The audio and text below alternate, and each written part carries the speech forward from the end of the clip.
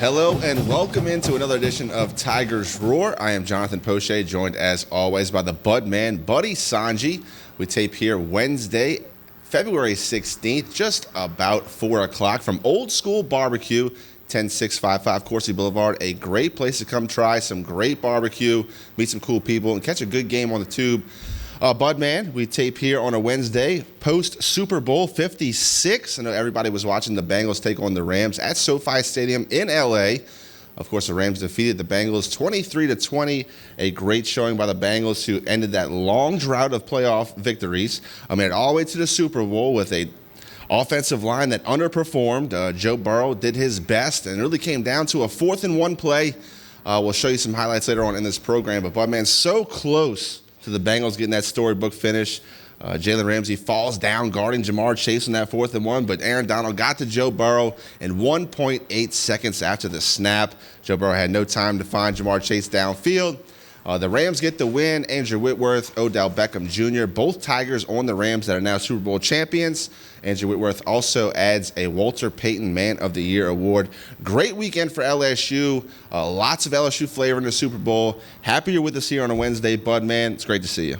Good to see you, JP. And I'll be honest with you, it is amazing that Joe Burrow has the impact on fans in Ohio and Louisiana and across this country, JP, because of the way he handles what's been going on. Of course, 2 years at LSU, when everybody saw him take off on that run against Georgia, and they beat Georgia in 18, and then the crackback cheap shot in the bowl game, and then the incredible season. That's something that we won't see probably in my lifetime ever again. And here you go with a coach, Zach Taylor, who wins 2 games in 4 games, and then this year they get to the Super Bowl mostly because of Burrow, Chase, that defense. And I'm leading all that up because it's just an incredible story. Yep. If you would have said these guys are going to be blocking for Joe Burrow in the Super Bowl, people would have thought you were crazy, especially before the season or even midway. But they made a run. Of course, the Rams, there's a lot of conjecture. People hating on Roger Goodell, thinking that he wanted the big market team to get the championship in their home stadium. This is the 2nd consecutive year. Now Tampa Bay won it in their stadium. Yep. Now the Rams win it in SoFi. But Roger Goodell will still have to pay for his beignets in New Orleans because of what he didn't do with the Rams and Saints games a while back. That all being said, look, 3 for 14 on 3rd down, 1 for 3 on 4th down. Had a friend of mine, and she is a football connoisseur, told me this morning, she said, I wish that the helmet to coach transmission had actually fallen by the wayside this game. She said Joe Burrow would have called better plays than Zach Taylor. That all being said, what are you doing? 3rd and 1, 4th-and-1, and you don't have your best running back and mixing in the game. Yes, had he had a little more time, he probably would have hooked up with Jamar Chase, and that would have been the storybook ending. But always a little sad when we put the book and close the chapter and the book on football, but really good year, and I think that Tiger fans will have something to look forward to in 2022. But, man, when you talk about the Bengals, now the question is, they've got $60 million to spend. Are they going to make a concerted effort to get him a center and some tackles and some guards? And, oh, by the way, you always hear it, folks. There's always a bad apple. And it happens to be that Cincinnati had Eli. I'm still a bad apple, and he got burned for a couple times.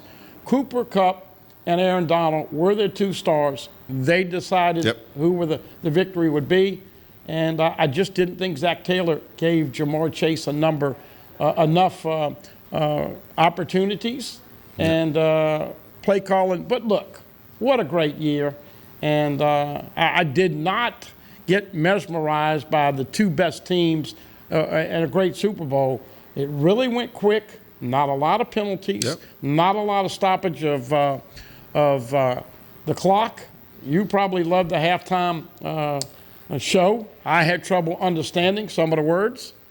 But all in all, a lot of Tiger fans were gravitated. And, of course, as we know, with the streaming numbers and everything else, some really good numbers for Super Bowl 56. Yeah, the NFL is certainly hot right now. A fantastic playoff run. 6 games decided by a touchdown or less. You figured this would be a close game. Look, a lot of times, years past Super Bowls, those games have been blowouts. They've not have been entertaining games to watch, but you kind of figured with all the games that happened this year that this was going to be a close one. There was a prop bet that the game would be decided by exactly 3 points. I think a lot of people kind of hammered on that one because of the way it was all playing out with the games previous. But what a run in the playoffs. And then, unfortunately, after the Super Bowl, all anyone could talk about is, again, the officiating.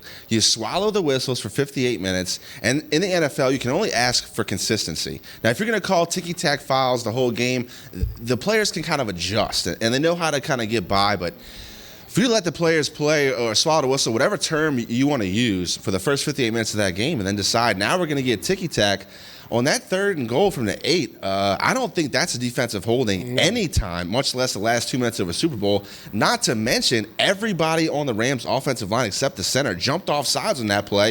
If you're going to be ticky-tack, well, be ticky-tack. Like, call the offsides, and if you're going to call the defensive holding, which I thought Logan Wilson absolutely got repped, and how do you get over that as a Bengals player to be that close, to have a storybook run? You're the Cinderella team. You're going against the Rams, who are built to win now. You pick up Von Miller and Matt Stafford and Odell Beckham in the same season. Yeah. You're expected to win this season. And nobody picked the Bengals to win. I mean, if you did, you were living in Cincinnati. But for it to come down to now we're talking about officiating again, to me, I think the average fan can see that there's a problem with these calls that are deciding games in crucial situations, but I don't know how to fix it. Do you add another official on the field, or maybe one up in the booth that's kind of like the sky ref to make sure, like that face mask on Jalen Ramsey when he fell down on T. Higgins, caught that touchdown pass first play of the 3rd quarter. How do you miss that? How do you miss that call? Yeah. I just don't understand it. Well, you mentioned fix, and a lot of people think that the NFL is fixed to some extent. Yep. I learned 15 to 20 years ago I wasn't smart enough to make a living or even casually bet, so I don't do it. Mattress Mac, of course, a furniture star in Houston, bet millions and millions of dollars, almost $10 million on Cincinnati. Wow. JP, he actually went from the Texas line to Louisiana and called it in on his phone, right, and called in on Caesars. First time it was like $4.6 million to win 7.4. Then he put another $5 million on Cincinnati on Friday. Wow. And at that time on Friday, I said, man, I would have hedged my bet by taking the points. Right. Now, when you take the money line, you get plus 170. So for every 100 you bet, you get 170 back. But Cincinnati's got to win outright. So, look, the guy's made a lot of money betting and knows exactly what he's doing. Yep. But that all being said, getting back to officiating, ever since the Saints-Rams debacle and their ability to not fix that happening again. Right. We had this thing that was etched in stone for a year. This is what we're going to do, and it didn't work, and they did a half-assed poor job of fixing that. And so, look, if you're a Saints fan and you were there, I mean, it's got to be the worst call ever as far as officiating goes. To miss that. But, yeah, how do you miss that call? Oh, by the way, you know how many penalties the Rams had all day? 2 for 10 yards. So, look, those flakes in California and L.A. are having their parade today and had their parade earlier. For Aaron Donald, Andrew Whitworth, OBJ, and all those guys, Matthew Stafford, kudos to them. You were the best this year. But it certainly does pull up those questions about the NFL and you got the gambling aspect that is so big a part now, and you've got these officials, and the head referee was his first time, thought he did a good job. We don't like to see all flags, but JP, 6 penalties the whole game, and like 4 of them were called right at the end of the game. So it certainly puts some question marks up there, especially if you've had a cocktail or two and you've got to bet on that game. Right. Well, I have never watched football the same since 2018, that no call with the Rams. It's not the same to me anymore. Now it's just entertainment. It's the WWE. I'm not going to say every game is rigged, but you have so much control at crucial times in the game where you can, take a team back. Fortunately for the NFL, these weren't scoring plays that these calls happened on. Cooper Kupp did get in the end zone late. They had penalties on both teams. There was a holding on the Rams. There was also hit to a defensive receiver on Von Bell in the end zone. But besides that, at least they were called on non-scoring plays. You mentioned there was only 6 or 7 penalties in the whole game, and that's a game that fans want to watch. It's not stopping a lot, not a lot of penalties, but if you're going to call it that way for 58 minutes, just finish out the thing. I mean, there's no reason to make the officials any part of the headlines after this game, and it's unfortunate that the NFL had to even deal with that because it's such a hot playoff run for all those games. Yeah, no doubt about it. And look, I'm not one that bets on these games, so I have no dog in this fight. But I've got people that swear, JP, that it's not on the up and up. Right. Yeah, we have a whole lot more here on Tigers Roar. Of course, LSU baseball starts on Friday when they host Maine Bears. That'll be a great way to kick off the Jay Johnson era here at LSU. Of course, we're in the middle of basketball season, so we'll talk some men and women's basketball. We'll let you guys hear from Coach Will Wade and Coach Kim Mulkey. Coach Kim Mulkey's got their team really hitting on all notes right now, number 11 in the nation, playing good basketball. And I will let you guys hear from Coach Kim Mulkey a little bit later on in this program. Well, let's talk some more Super Bowl after this break. Don't go anywhere. You guys are watching Tigers Roar.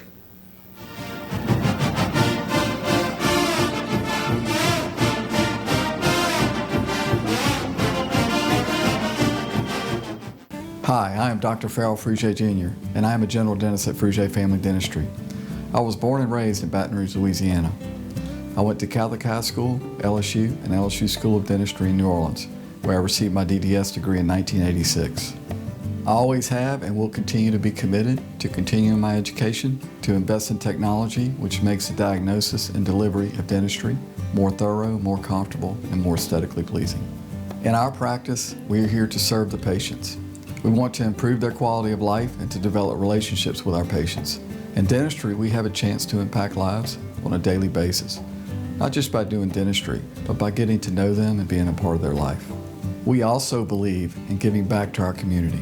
So every year, we give back to the Greater Baton Rouge Food Bank, Toys for Tots, and Mary Bird Perkins Cancer Center. Please stop by and visit our office. We would love to take care of you and your family.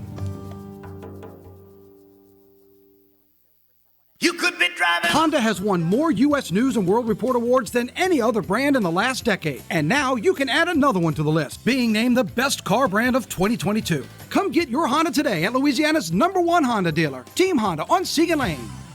Hello guys, it's Debbie. It's time. I've got a brand new location, 10510 Airline Highway, Baton Rouge, next to After 5 Tuxedos.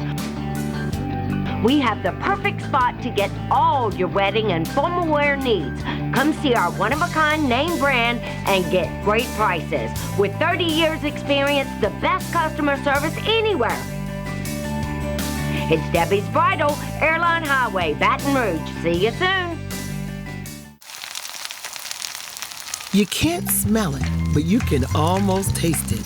And whether it's for a family get-together or a game day feast, having Manda in the mix always sounds good.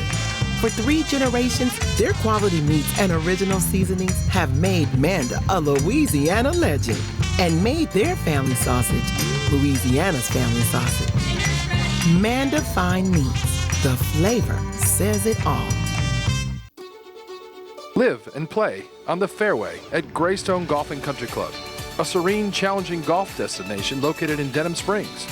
For tee times and membership opportunities, go to GreystoneCountryClub.com.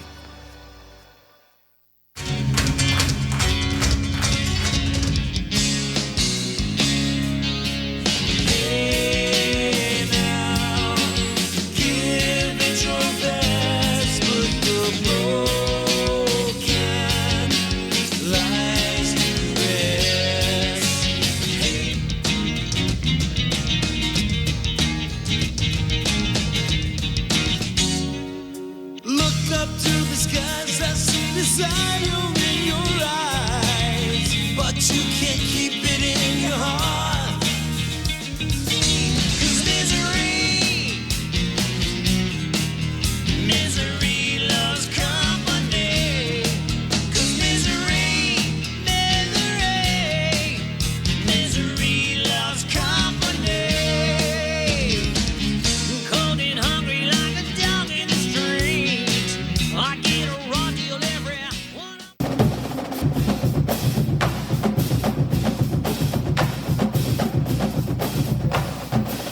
And we continue here on Tigers Roar, talking Super Bowl 56. Rams defeat the Bengals 23-20. Joe Burrow, Jamar Chase, Tyler Shelvin, Thaddeus Moss.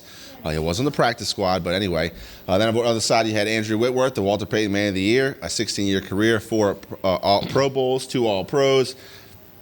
Does Andrew Whitworth hanging up? Yeah, I think that he has intimated. He even said it before the game. He said, look, guys, this is probably my last run.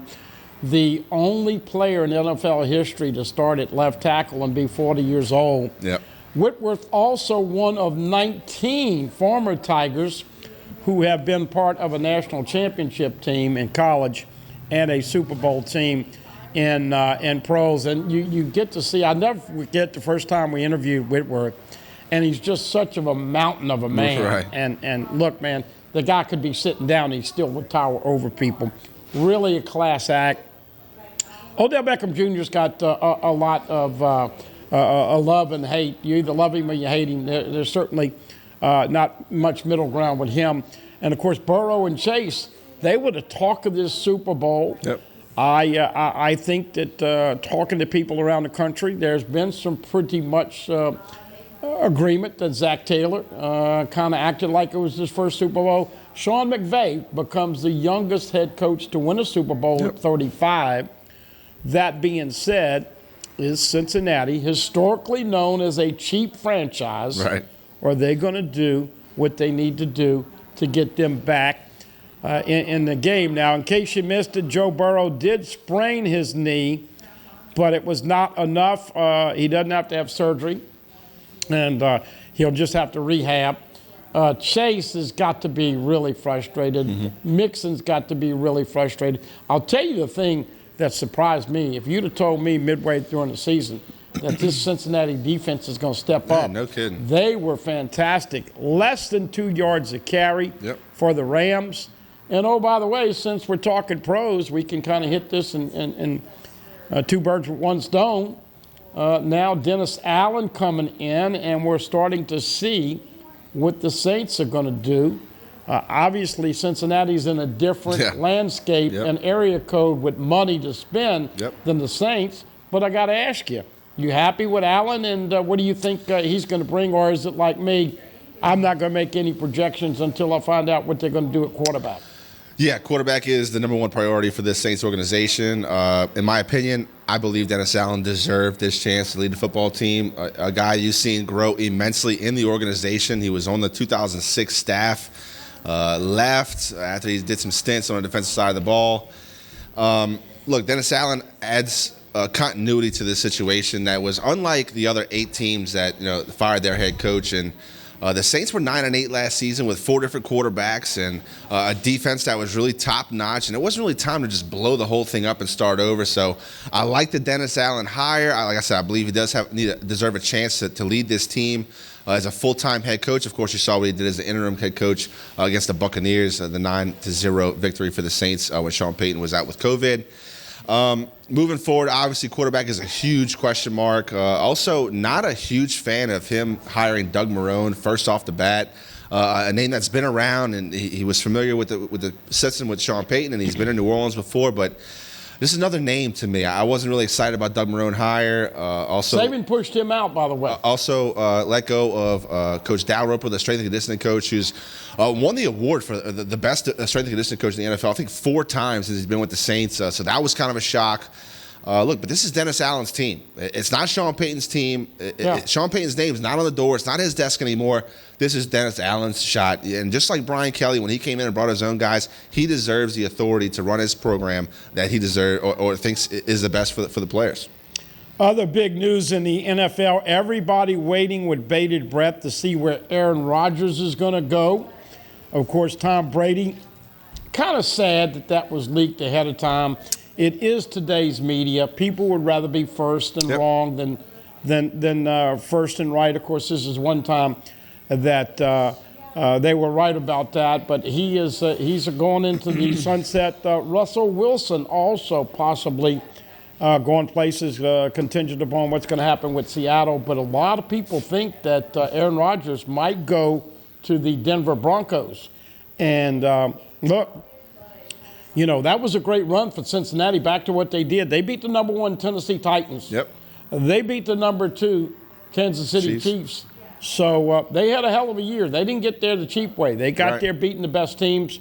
I think that, you know, if they get him some help and draft the right people, bunch of free agency. By the way, I've had numerous people tell me Teron Armstead would fit over there at left tackle. The only problem I have with the big fella, has a propensity to miss games and play hurt. Yep. Is that a fit with Cincinnati, in your opinion? No, I think it would be a great fit for Teron Armstead to be in Cincinnati. I mean, to play with Joe Burrow, protect that blind side. But here's the thing. I don't think Teron Armstead needs to leave. I mean, you need to pay that man. There's not a lot of elite left tackles, and the Saints happen to have one. It's kind of a toss-up with big free agents in this upcoming summer, one on the offensive side of the ball, one on the defensive side of the ball. Teron Armstead and Marcus Williams. And look, Dennis Allen, obviously a defensive guy. You would think maybe in his mind he wants to keep that defense, a very important part of that defense in New Orleans. And Marcus Williams, I don't see how they pay both of those players the money that they deserve. And look, Teron Armstead, if he does move on, he's given so much to the franchise. He deserves every penny he's going to get. I don't think anybody from the Who Dat Nation would wish ill on Teron Armstead. You know, make your money, get your deal. Teron Armstead and Drew Brees had a fantastic relationship, and Sean Payton talked about how great of a leader Teron Armstead was on and off the field, and a lot of those younger guys really look up to Armstead. And like I mentioned, there's not a lot of elite left tackles in the league. I believe Armstead is one. I do agree he does have a propensity to get hurt.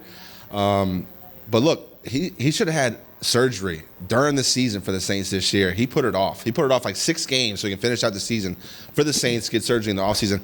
Not a lot of players choose to do that, Bud, man. I mean, that's just putting the team over yourself is not something you see a lot. And I really give Teron Armstead a lot of respect in that aspect. Mike Brown, of course, with the Brown family, owning the Bengals for many years. As we said, look, it's some people call cheap, some people call frugal. Now I think he's in the spotlight. If he goes cheap or frugal here, he will get national criticism, not just in Cincinnati. And poor Cincinnati, they haven't won anything as a town in so long. I think the Redlegs won something way back with those stars of Pete Rose and Vada Pinson and Frank Robertson. I think Cincinnati Bearcats may have won a basketball way back, with Oscar and all that. But they have not had a lot of championships. And as we know, this was incredibly popular. Joe, you know, now he's dancing on Sunday night afterwards, or was that Monday night, whatever it was. And so Joe knows how to play the game. What do you think of his garb? What do you think of his outfit? I thought it was Cam Newton walking up with the no. Look, if you win, it's spectacular. Look at this guy, all the swag and confidence he has. If you lose, you're like, did he bring a backup outfit for the press conference later? I like it. Look, lots of publicity. Joe Cool, Joe Shiesty, Joe Shady, Joe Franchise, all the nicknames in the world. Joe Burrow, hot topic in the NFL right now. And his mom and dad were asked that question a couple times, and they said, we don't know where he got that. That's something. The other thing that you got to ask his daddy, who, of course, was a good football player and coach in his own right. Jimmy Burrow played in the Canadian League, and his brothers played over at Nebraska. But where did Joe, all those guys were defensive guys, where did Joe learn all the nuances? Right. And, you know, Ohio State, Urban Meyer told him he threw like a girl, and lo and behold, you just never know. You use motivation that people tell you to get you fired up. Hell, Jamar Chase. I did this impression on the Facebook. I'm not going to do it again, but Jamar Chase is sitting in the office with Les Miles, and he literally says, I want you to play on my damn strong football team. I don't know about you as a wide receiver, but I think we could use you as a DB. Pretty good. And Jamar Chase kind of spit that out in the pre-publicity with the Super Bowl. Those are the kind of things that motivate people. If you're out there listening, win with humility and don't ever let anybody tell you you can't do anything. And you got a son, and there's a lot of ups and downs. And you got to have sportsmanship, but you got to handle the highs and the lows. And that F word, the 5-letter F word, focus. All that being said, pretty darn good season with the outcome of the last 7 football games in the playoffs with the NFL. But you still have that cloud. And you alluded to it. That's a black eye on the NFL with officiating. If Cincinnati had won, how much of the talk would have been on the play that they missed versus Cincinnati deserving to win? So they've got to get that better, and that to me is a rule that I think needs to be implemented. I don't know how you actually put it down on paper and say it, but what happened with the Rams and the Saints and what happened at the early start of the second half, you should have a fail-safe measure to where you have a play that obviously wrong. The booth ought to be able to punch down to the head referee and say, that is not right. You guys missed it. Now come look at this. I don't care if it slows the game up by 5 or 6 minutes. I think people would rather have that kind of integrity because, JP, as you alluded to, you're watching it with a different mindset ever since that Rams-Saints debacle in the Superdome. Yeah, and you mentioned especially with the betting that's just erupted across the country. Now in Louisiana, I know everywhere. All of my buddies were spamming the bet buttons because you get that $300, whatever it is, to bet your first bet. But anyway, we're going to have some Super Bowl highlights. We come back from this break. We'll show you what Joe Burrow, Jamar Chase, and the rest of the Bengals did to come just short in that Super Bowl 56 to LA Rams. Don't go anywhere. You are watching Tigers Roar.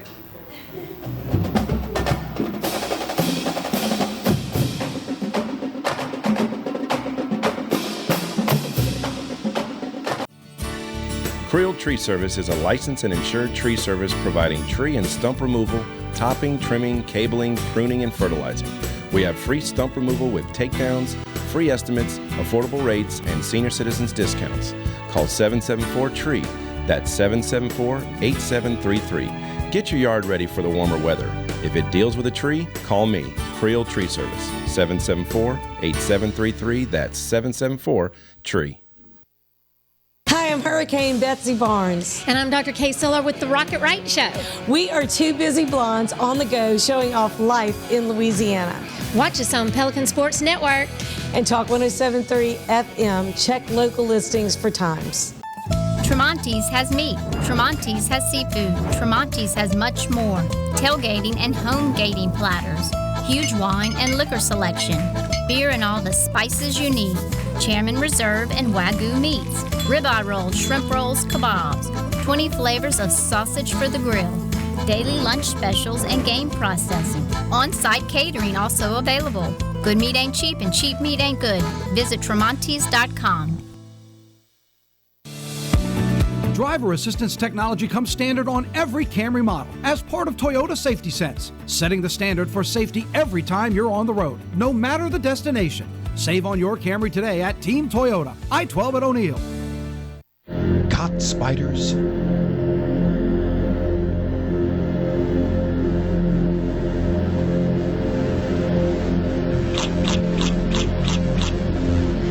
Premier Pest Services.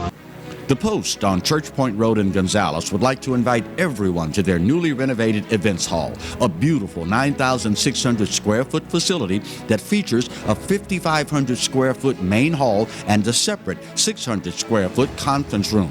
Renters have access to our huge kitchen, large stage, tables, chairs, bar, and covered outdoor cooking. So plan your next wedding, party, conference, and more at The Post on Church Point Road in Gonzales. Hello. Hola. Ni hao. Experience what the Baton Rouge International School can offer your children. Now welcoming displaced students for short and long-term stability.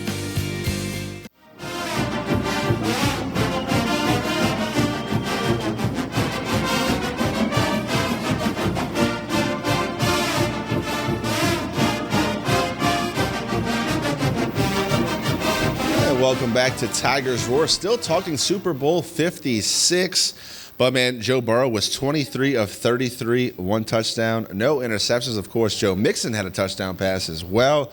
T. Higgins catches 2 touchdowns. Jamar Chase 5 catches for 89 yards. That one-handed grab, outstanding catch by Jamar Chase. A lot of people were, and I don't like texting during these games, whether it's a championship LSU game or a Saints game or a Super Bowl. So I'm limited my texting because I'm trying to concentrate. But, I did have a couple of former NFL players that had been in Super Bowls, and I was kind of getting their opinion. And one of the guys says, Joe's got to get rid of the ball. And I said, yeah, but he didn't want to throw an INT. Now, Matthew Stafford threw 2 INTs and had 3 touchdown passes. And they went back to their bread and butter, Cooper Kupp. Yep. How do you not put a guy in front of him every play, jam him and have a safety over the top? Treat him like a gunner on the punt. Absolutely. Yeah. But that's another questionable call by Cincinnati. That all being said, what did you think? Did you think Joe held it too long? You know, the thing of it is that people say, one of the guys said, tell him to throw it away. Let me tell you what, when they're on you in under 2 seconds, your brain, and look, he scrambled out and made a few plays. Yep. Now, Tyler Boyd, they had a 3rd down and 10, and he hadn't dropped the pass all year. At least that's what Collinsworth said. Right. And Collinsworth, being a former Bengal, should know that. Right. He drops that ball. Had he caught it, even if they stop him, it's 4th and 1, they go for it again. They drop that ball. Joe missed on a couple of throws, but I just can't believe they didn't have Chase in the backfield, zigzagging with little bubbles and all the kind of things. You got to get Jamar Chase as many looks as you got with Cooper Kupp. And I guarantee you, Jalen Ramsey is probably one of the best 2 or 3 corners in the league. But he got beat. Yep. He's not invincible. Right. So bottom line is that it kept people on the edge of their seats. And we know actual viewing on ESPN, on NBC and Telemundo was over 100 million. And then when you added the streaming, about 110, 111 million, that blows away the 92 million that was the year before with Tampa Bay. But all in all, you know how it is, JP. You always have some things that you question. But Burrow, considering where he was after his first year in the rehab and how much better he got this year, and let me tell you what, that's one tough son of a gun. He wasn't about to not go back out there after that last hit.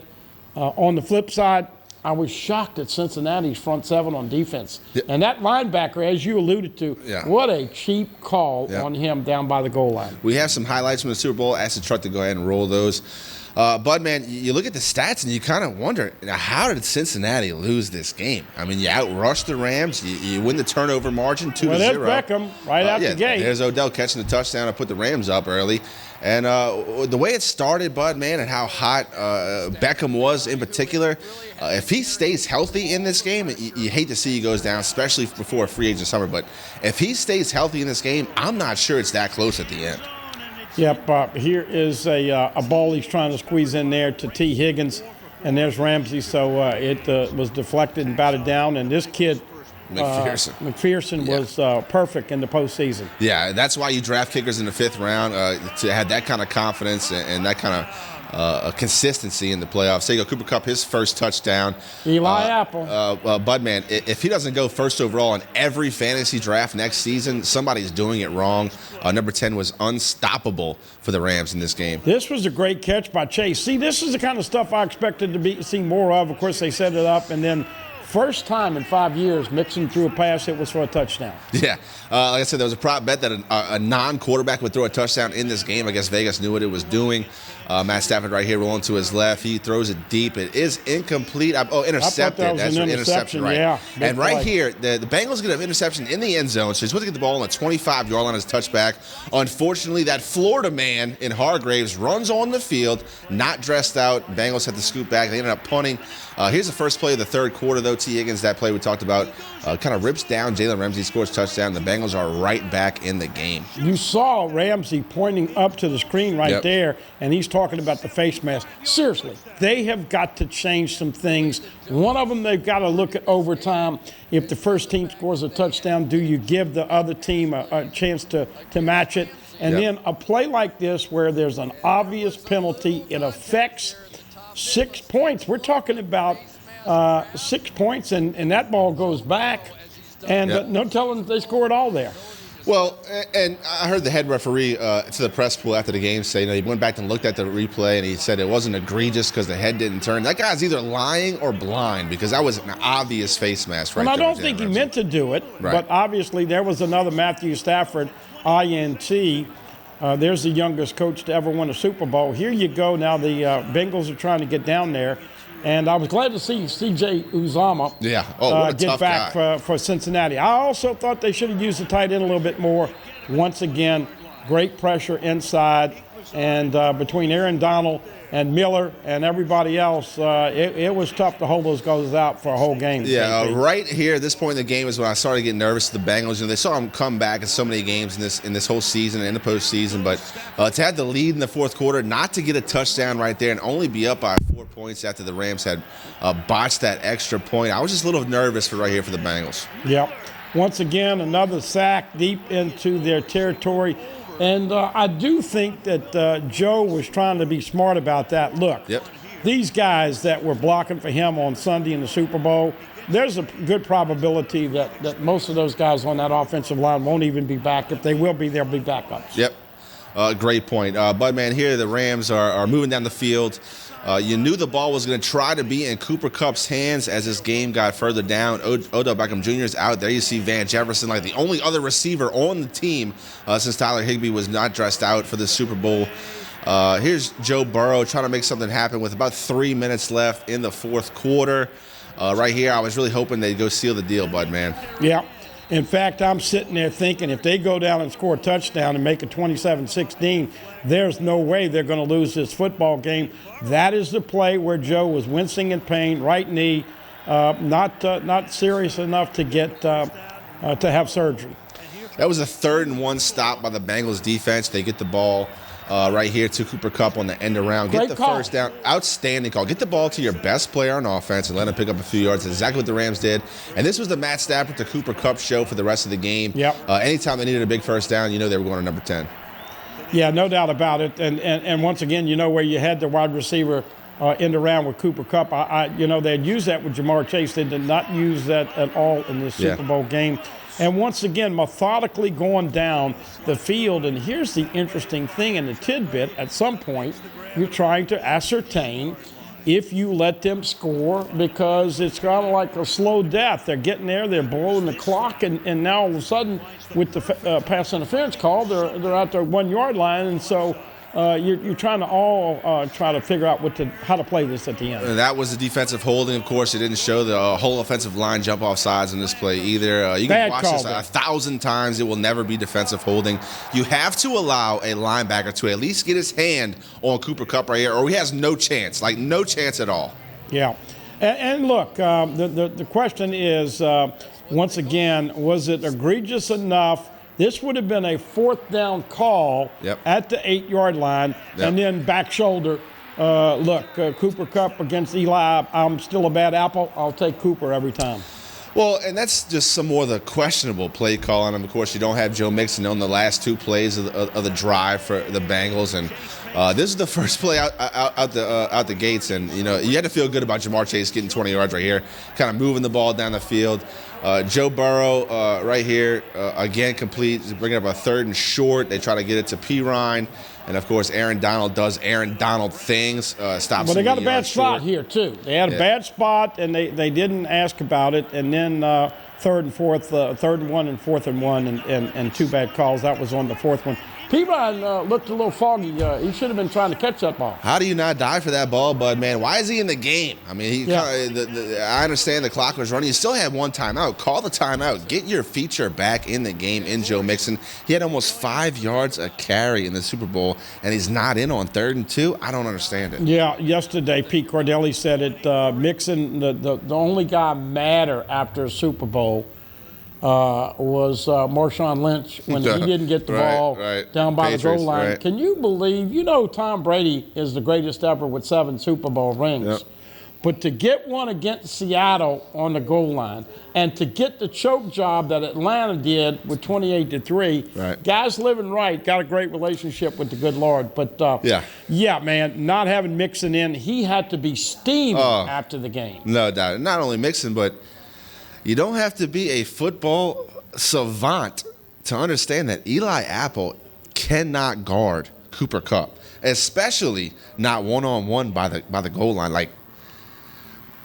Treat that man like a gunner on the punt. You double team, you jam him at the line, you don't let him beat. If you can beat by somebody else, that's fine. You take away Cooper Kupp at the goal line right there. Eli Apple being on the number 1 receiver, I will never understand that. Well, and Eli, of course, as we know in the off season, he had some actually during the year. It was, a couple weeks ago. Comments about playing for the New Orleans Saints. And so, Eli, if you think that the commissioner is going to have to pay for his beignets, you better not get on Bourbon Street or step into the city of New Orleans, because he is not well liked. Of course, he's not well liked nationally. His mama and a reporter getting into it on Twitter today. And I don't know how much football Eli's got. He just seems, I know you called him Burt Toast, but I like to say, Eli, you are still a bad apple, and we'll find out where he plays. But Saints fans didn't have any problems when he left, because he was a guy that could get taken advantage of liability, absolutely. On that corner.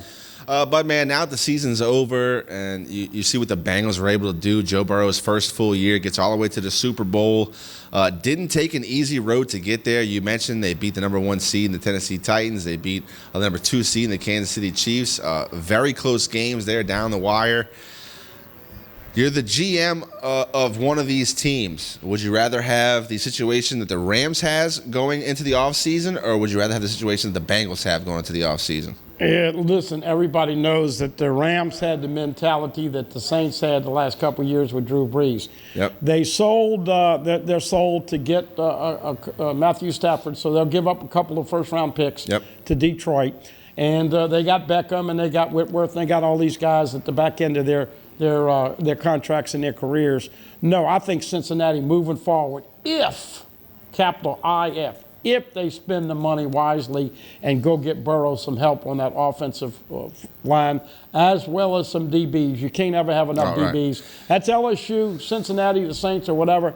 You can't ever have enough DBs in the game of football the way it's played nowadays. I completely agree. And with the Bengals situation, they're so young. I mean, that core is like under 26 years old. They have $55 to $60 million in salary cap. I agree. If they make some smart decisions on how to protect Joe Burrow moving forward, hands down, you take the situation the Bengals are in over the Rams, a team that was built to win now. Lots of free agency questions headed into this offseason. Of course, you very possibly lose Whitworth to retirement. And who knows? Aaron Donald was talking about retirement. Sean McVay also threw out retirement. He said he was going to retire by the age of 37. But, I mean, dude, you don't have gray hair yet. I mean, what are you doing? You can win 5, 6 more. Well, I think it's a little different when we talk about a coach retiring versus a player retiring. As most people know, the biggest fear of these athletes is having CTE. Mm-hmm. And look, Earl Campbell and all, I got a buddy that knows Earl Campbell's son.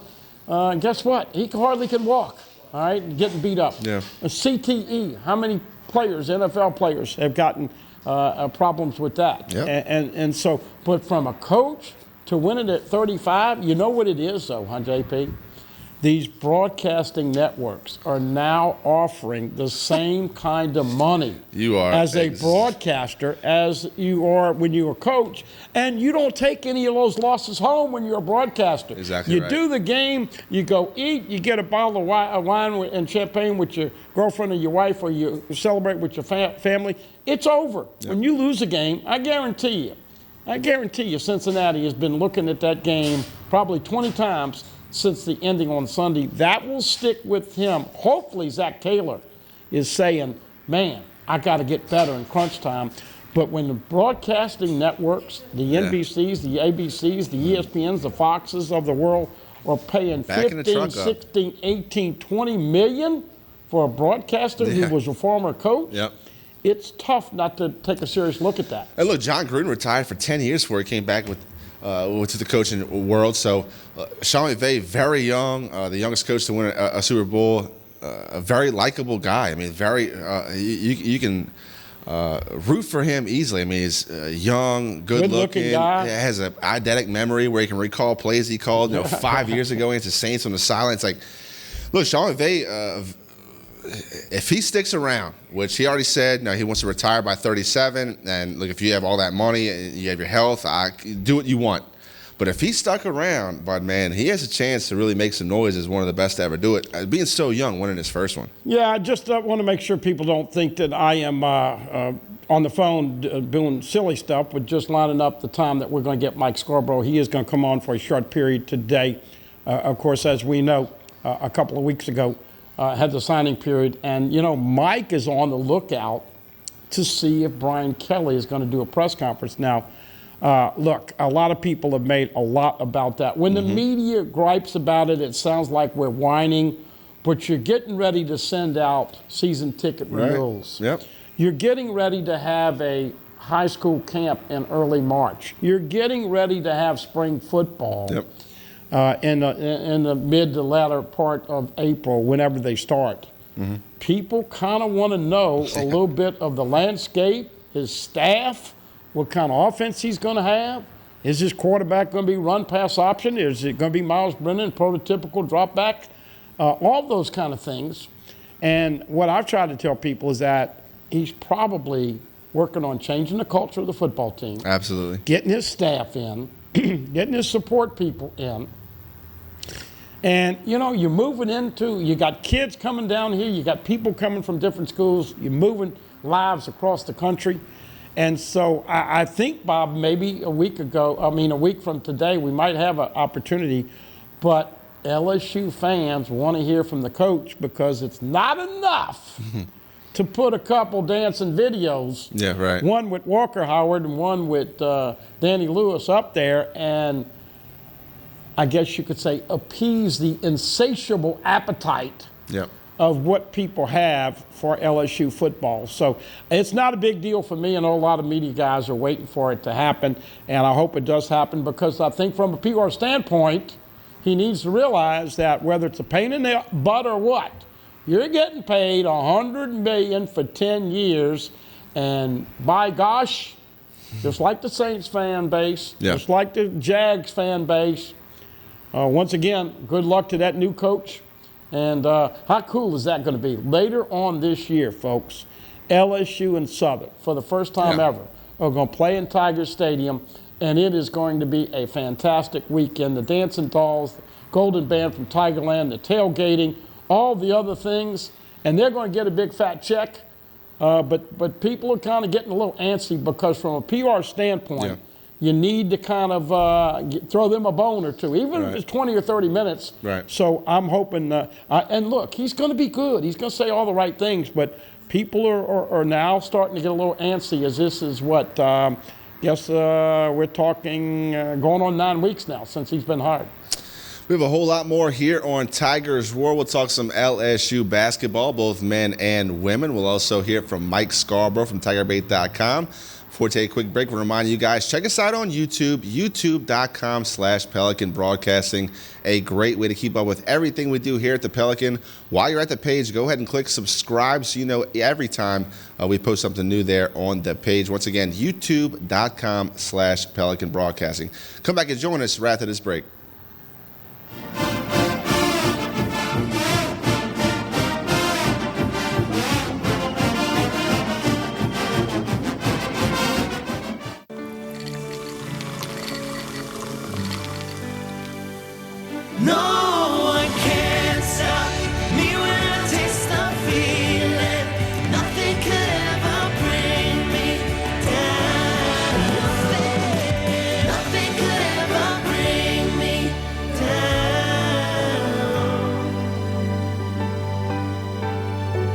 Taste the feeling.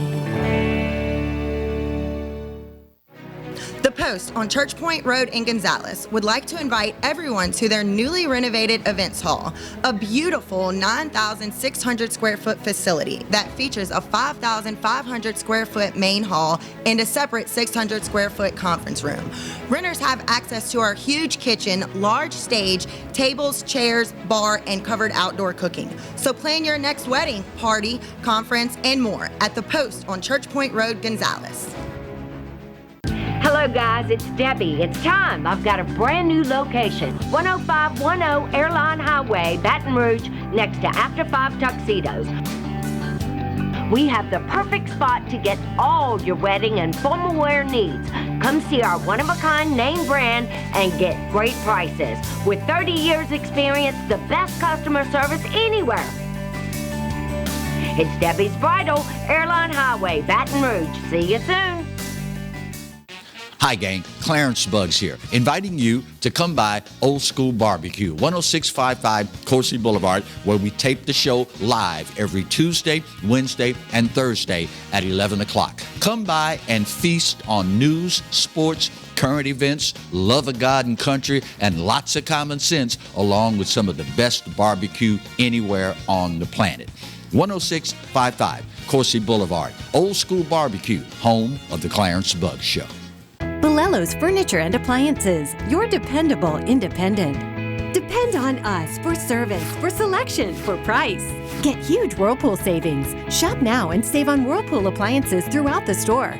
Plus, experience our price match guarantee and ask about special financing. You can depend on the know-how of people who live appliances every day. Bolello's Furniture and Appliances, your dependable independent with nationwide buying power. Live and play on the fairway at Greystone Golf and Country Club, a serene, challenging golf destination located in Denham Springs. For tee times and membership opportunities, go to greystonecountryclub.com. The Mazda CX-30, named an IIHS Top Safety Pick Plus. Perfect for the journey ahead. Start your journey in a new Mazda CX-30 right here at Team Mazda on Airline.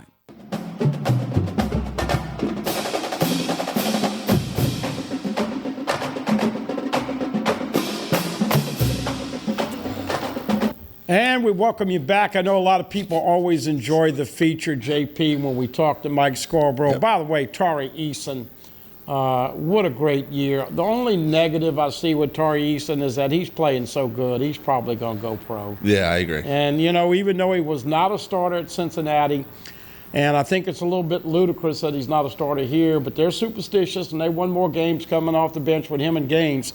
But once again, 6 o'clock tonight.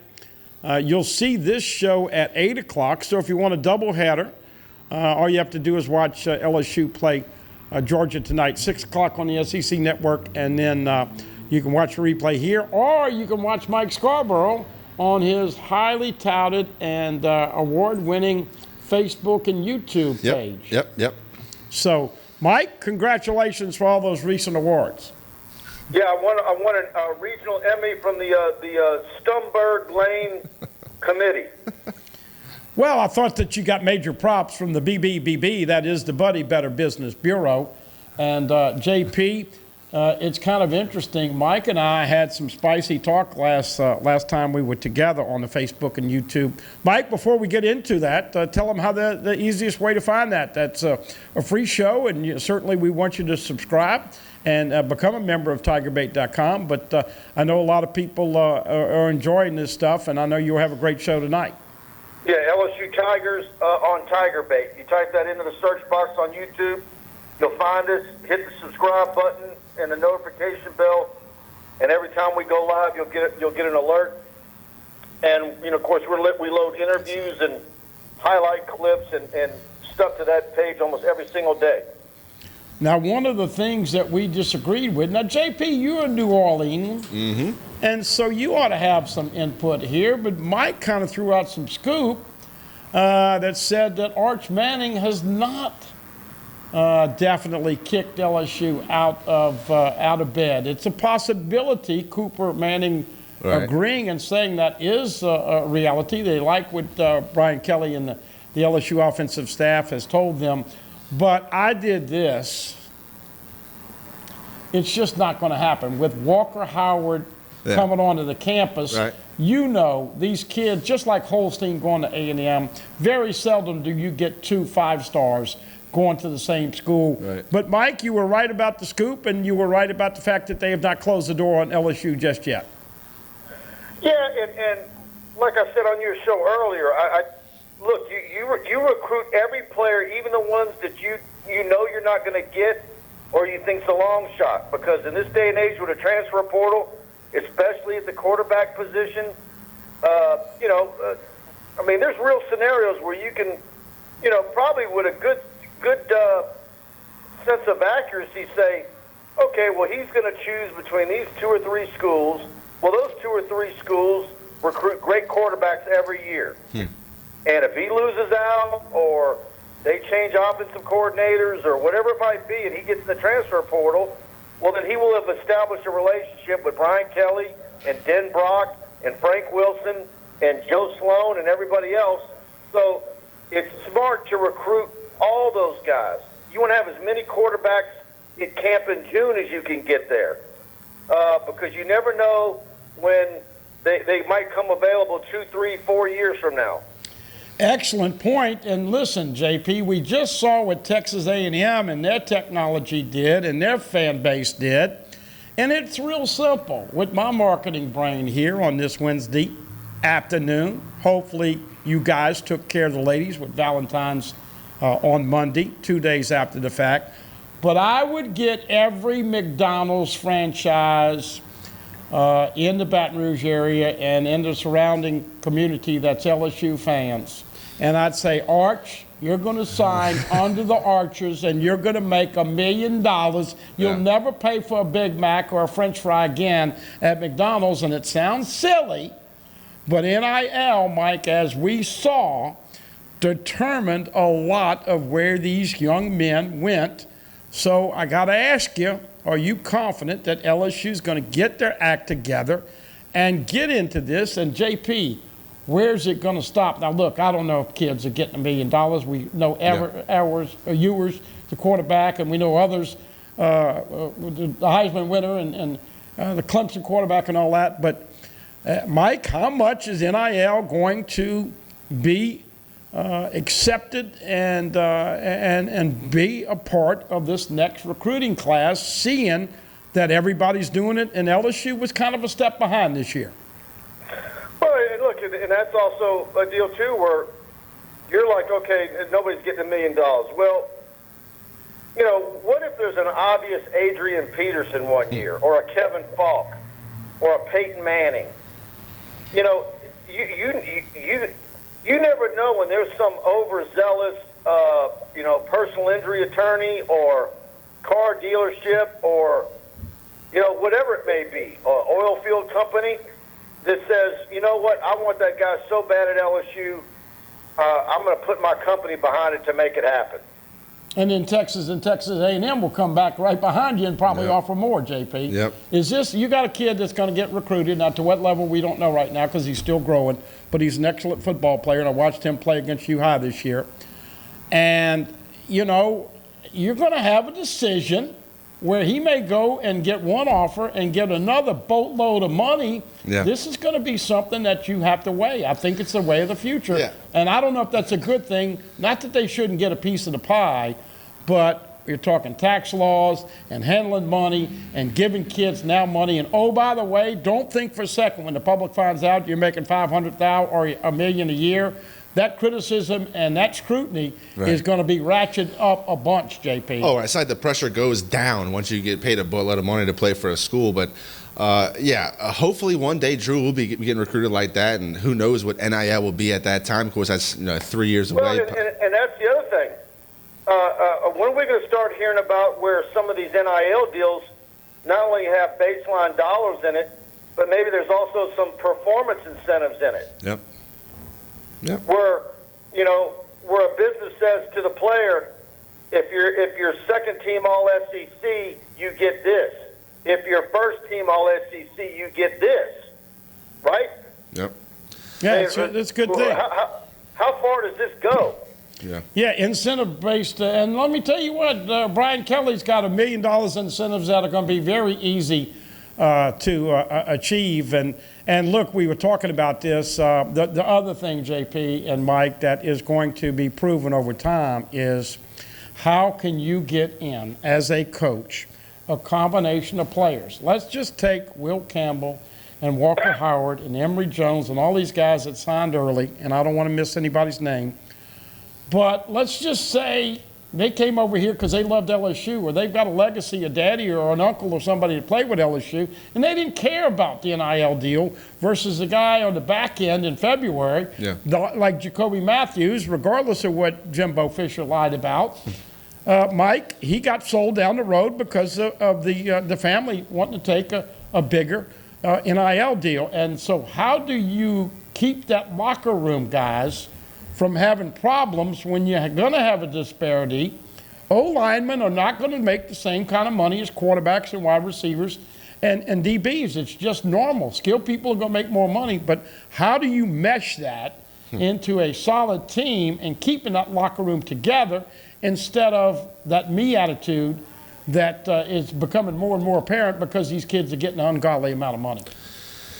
Yep, I was talking to someone earlier, and they said, you know, in some states, the coaches legally can line up NIL deals. I think they say California, Texas, and Michigan. Maybe even Florida, too. Yeah, so if I'm a head coach, I don't know that I want that law. Because, you know, a coach's time is already spread thin. But wouldn't that get him in trouble with other players on the team? Oh, Coach Napier worked out a lucrative NIL deal for Joe, but he didn't do that for me, right? I don't know. Yeah, I mean, it's good. It's all uncharted territory, JP. A fine line. It's going to be really hard for these coaches to kind of find a balancing act. And, I mean, a huge concern that I have with this NIL deal is, okay, you're giving all these children, all this money. You know, not that long ago, Clyde Edwards-Helaire was gifted a PlayStation 4 for playing the PlayStation Bowl. Of course, we know the unfortunate incident that happened. They tried to sell the PlayStation, and he had a gun was involved, and a kid was shot and killed. And that's a horrible situation that evolved just by giving a kid a PlayStation. Now we're giving these 18, 19, 20-year-olds $1 million. I mean, how is nothing bad going to come of this? It's going to blow up at some point. And look, but that's also a part of growing up. Yeah. They're going to have to learn how to budget. They're going to learn what the IRS takes from you. They're going to learn about property taxes if they buy a house. They're going to learn about, believe me, at that age, they're going to learn in a hurry about hangers-on and guys wanting you to pick up the bill and treat them to Ruth's Chris and everything else. Yep. And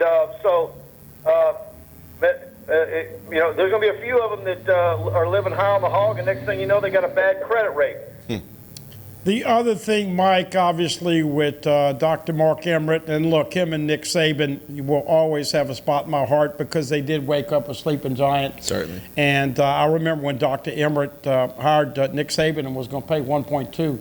That was like astronomical money. Nobody'd ever paid $1 million for a college coach, especially one that wasn't even that well known, right, other than being Tom Izzo's best friend over at Michigan State. And now these coaches are making hundreds and hundreds of millions of dollars, and these kids are making so much money.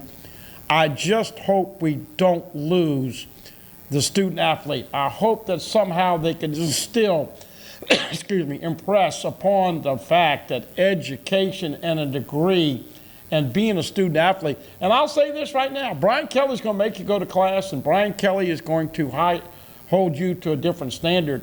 But, man, as you and Mike have been talking about, if a guy doesn't get his way at one school, he may go to another school. This could be crazy as far as trying to build a program because you're going to have people in and out every year, Mike.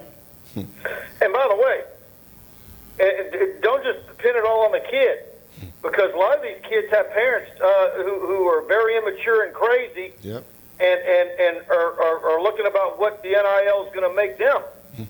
They're wanting to make money off their children. Yep, great point. Mike, we've been talking a lot about the Super Bowl, obviously, on this episode of Tigers Roar. I want to get your take specifically on that halftime show. I know you spent a lot of time on the Twitter machine talking to young folks, so I'm sure you've heard a lot of mixed reviews of the older heads and the younger crowd. I thoroughly enjoyed the Dr. Dre, Snoop Dogg songs. You bring on Eminem, 50 Cent, Mary J. Blige. I thought it was a great halftime show. What did you think? Well, I'm barely a part of Gen X. I barely made it, so I'm proud of that fact. So those guys were actually, would be considered my generation of hip-hop rappers. Right. And look, do I own their albums? No. Do I know the songs? Yes, I do. Do I think there's a place for that music? And I can appreciate it. And I did enjoy parts of the halftime show. But did I like Prince better and U2 better? Maybe The Who better? Yeah. But I'm a rock and roll guy. Yeah. Yeah, I had trouble. And by the way, I met Snoop. Snoop had, this was a long time ago, but Snoop had a girlfriend in Baton Rouge many, many years ago, just like Bear Bryant did in his heyday. They make them pretty over here, They JP do. and Mike. Yep, not a grown. And Snoop was always this really cool guy. And but I got to be honest with you, man. I know they were bleeping some words. And most people, you know, it goes to show you how far we've gone in. I'm getting the grandkids some canes, and all of a sudden, Snoop Dogg's got a gig with Canes. Right. He's got a gig with Martha Stewart. So this guy knows what he's doing. He's a genius, but I'm not going to lie to anybody out there. I did have trouble understanding some of those words. And now look, Mary J. Blige, I did like the Eminem message that he sent. And that's a whole nother topic for another day. Yep. But for the most part, I think the younger version, the JPs of the world, probably enjoyed it better than you and me. It's hard not to like Snoop Dogg, and he does a lot of. I saw a deal earlier in the day where he was doing some great things with Pee Wee football and putting the money up for those kids. He's a piece of work now. Yep. Yeah. So, but he's smart as can be, JP and Mike. Very marketable. Yeah. And so, but there's no doubt the most talented one there, as far as the ability to play an instrument or their voice being an instrument, was Mary J. Blige. Yeah. Yeah. And look, I don't know if that halftime show is really marketed at you, Bud, man. I mean, I don't. I think you passed that demographic up. Well, but Pat Boone was booked. That's funny, Mike. Bottom line is this.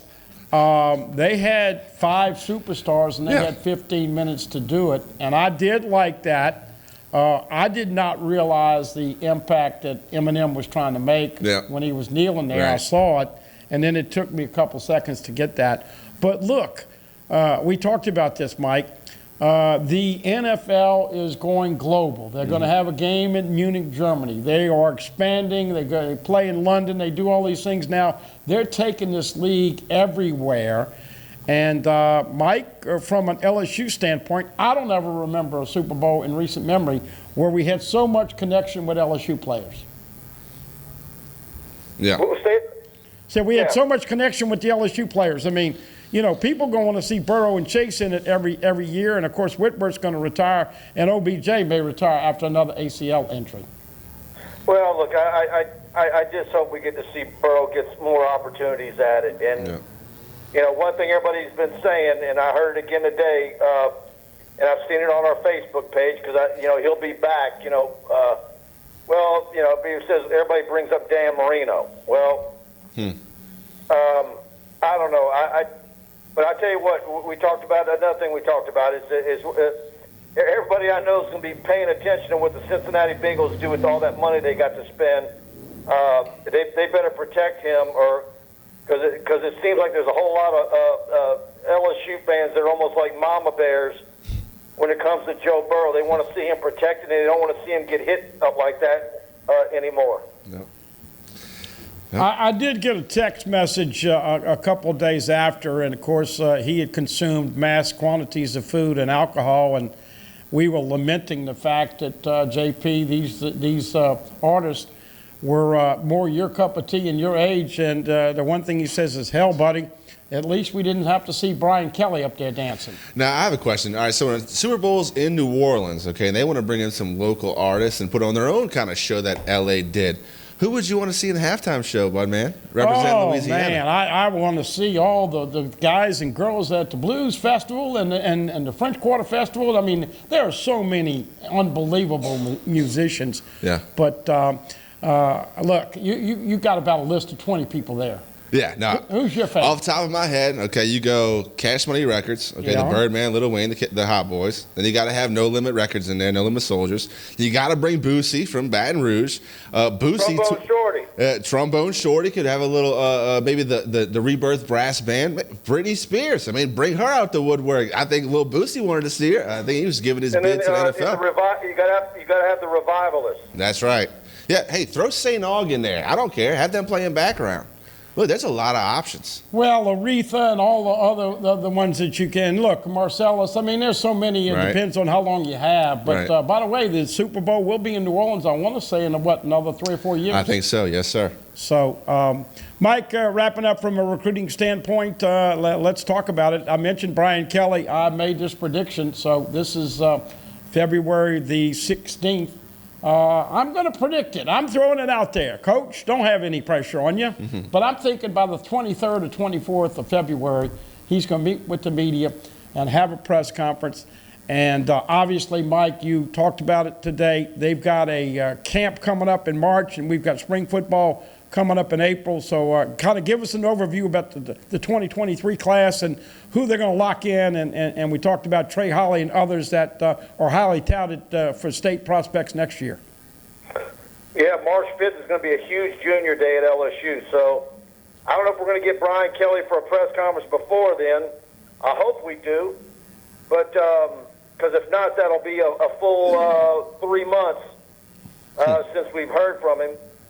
But it's shaping up to look like a really nice junior day that they're going to have. Out of state, in state, who's who, a class of 2023. So you'll have that event, and I don't know what else they might have in March. And then, spring practice will either start at the very, very tail end of March or almost that first day of April, somewhere in that time period. It's looking like to me. But that's part of the reason why we need to get Brian Kelly. There's so many questions we have, and he needs to feed the beast. People get, we brought it up on our show last week. You media guys quit whining. He'll talk to you when he's good and ready. No, man. Look, LSU fans want to hear from him. What about this or that? Talk about your new staff. Finally, talk about the signing class you just signed. What are you looking for with those 4 remaining spots? There's so many things that people like to talk about. I don't think he's avoiding the press. I don't believe that. But, like I said, people have gotten the renewal forms for their season tickets, and this is a year-round thing here. People want to know what's up. And JP and Mike, do you hold a couple spots for transfer portal after spring football? We know they need a center. We know that they could always use another corner and a DB. There's a spot for a linebacker or even a quarterback or a running back. And so those are the kind of questions you want to know. And obviously, Notre Dame had a bunch of big uglies and a bunch of tight ends. LSU doesn't have those 3 big uglies that are 6'5", 6'6", 6'7", and 260. That's the kind of stuff people want to know moving forward with the talent you have this first year. What's that offense going to look like? And, of course, Matt House has history in Kentucky as a DC, so at least you've got somebody acclimated to SEC defense, JP. Yep. Yeah, a lot needs to get done between now and spring ball for Coach. I think everybody kind of wants to hear something from him one way or the other, just like Mike said, feed the beast. There's no shortage of thirst for LSU football news, and people want to hear from the new coach and about his new staff and the outlook. And look, I like to think I got a pretty darn good pulse of the fan base, and Buddy does too, doing a show every single day. But, we got a Facebook page. We got our own message board. I'm on Twitter. I'm never unplugged. And even though we've got Kim Mulkey now on the watch list for Naismith Coach of the Year and LSU baseball first pitch with Maine Friday night, and, Will Wade and NCAA tournament around the corner and trying to win a lot of games to get the right seeding, even though you've got all that going on, gymnastics, etc., it feels like we've got a hole right now where it's just been too quiet for football. And so he needs to feed the beast. I'm just going to keep saying that. And a point well taken, Kim Mulkey, Jay Johnson, both very often with the media and doing a great job. And Mike made a great point today on the show, JP. He said, Brian Kelly's going to do fantastic. He's great in the home. He's great with the players. He's great with the media. People want to hear him. No, he's got a good sense of humor, too. It's not where we're like, I think that, he needs to talk to the media because we're privileged. No, I like to think we're a conduit for the fan base because the fan base has a lot of questions, and then not only that, it puts the wrestle out of the innuendo and silliness you see on message boards. We can get some of these questions answered, and like I said earlier, the media here ain't out to get him. This is the supine media. They just want to talk to him. And if you're going to do a video with a guy that gets 8 million hits, get Gordon McKernan, get it done, and get him an NIL deal. That's the thing that made me more upset than anything, the fact that they let Danny Lewis go to those hated you-know-whats, and everybody's got a name for Alabama program, team, and fan base, but you let him go after 8 million hits, and oh, by the way, it wasn't an expensive NIL deal. Right. Oh, by the way, Mike, he's got a great teammate that's going to be a 4-star DB next year. Those are the kind of things you've got to get up to snuff if you're going to put the fence around this state. Nick Saban came in here and got a tight end and 3 wide receivers, and that's got to stop moving forward, Mike. Yeah, and they're going to continue to recruit here until he proves that he can lock it down, and it's a waste of their time and resources.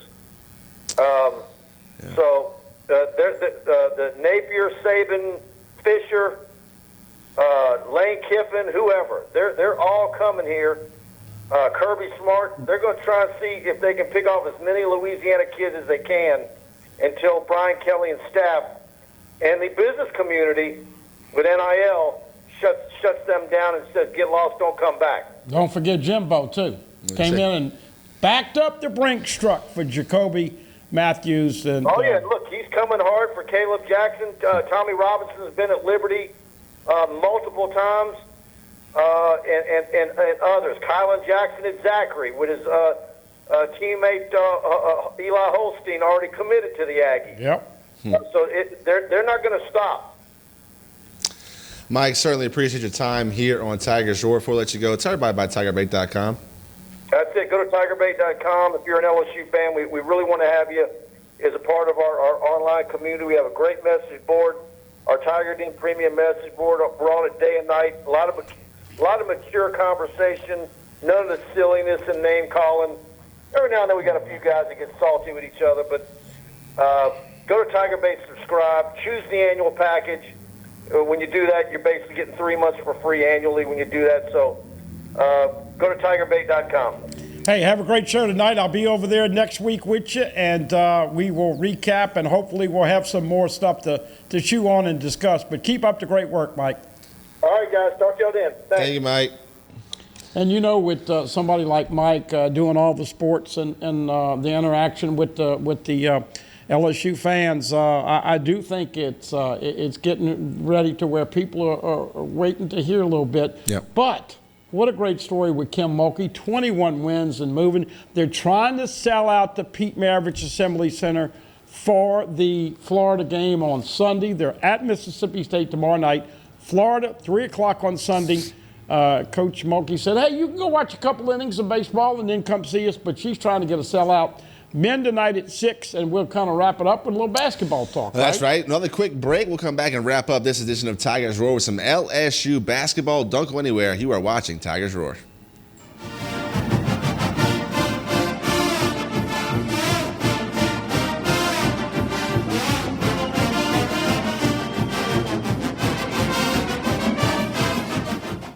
Sometimes life is wonderful, and sometimes it's not. Cherish the good, but always be prepared for life's challenges. At Private Healthcare, we provide the peace of mind you deserve. With Private Healthcare, you'll get the coverage you want and healthcare you need. If your employer doesn't supply healthcare coverage and you don't qualify for Medicare or Medicaid, you need to give us a call right now. Private Healthcare is private health insurance for ages 65 and under with medical, dental, vision, and even prescription coverage. When life comes at you unexpectedly, you need to be ready, and health insurance is your financial safety net. Health insurance has never been so easy and affordable. If you're looking for health coverage at the best price and your annual household income is $35,000 or more, call the number on the screen now and speak with a live healthcare consultant. Don't wait. Get the coverage you need now. Hello, guys. It's Debbie. It's time. I've got a brand new location. 10510 Airline Highway, Baton Rouge, next to After 5 Tuxedos. We have the perfect spot to get all your wedding and formal wear needs.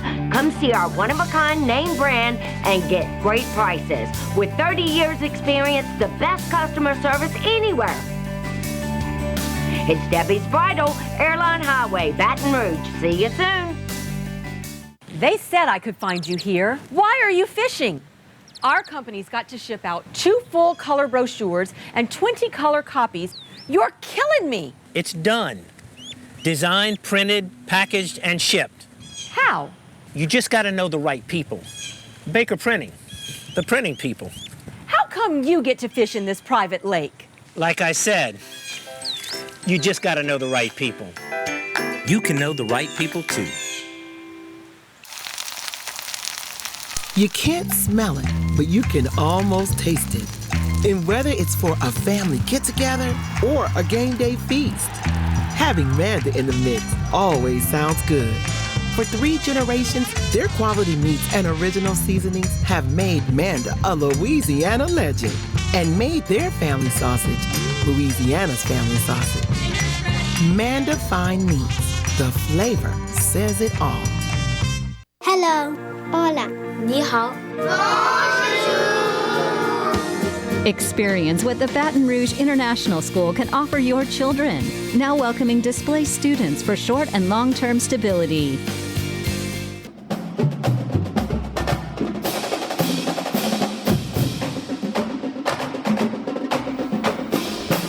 Okay, here to wrap up this edition of Tigers Roar. Certainly appreciate you tuning in. Once again, check us out on YouTube, youtube.com/Pelican Broadcasting.